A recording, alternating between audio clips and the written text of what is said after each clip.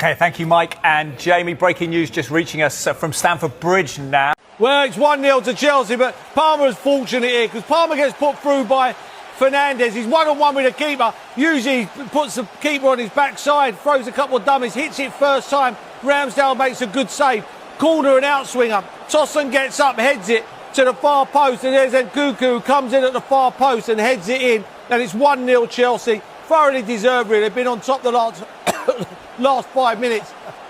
And they've shot themselves in the foot, Southampton. They're trying to play out. And I've got loads of yoghurt in my throat, so I have to go now.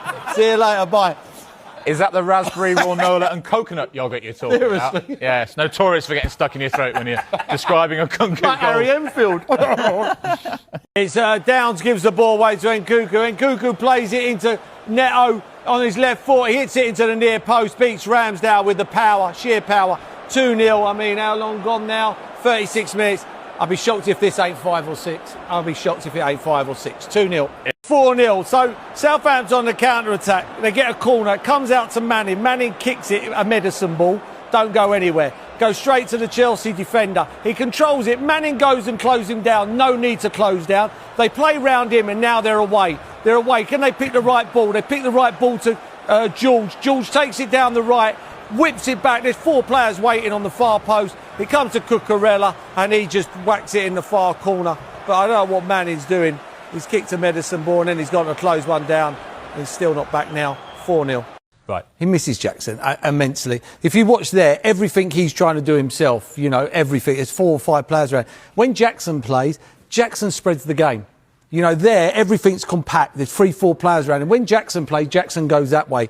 Then he can get on the ball. When he gets on the ball and he can get his head up, he puts Jackson in. And that, because Jackson's not there now, the game's becoming compact. And every time he's getting the ball, there's 3 and 4 players around him.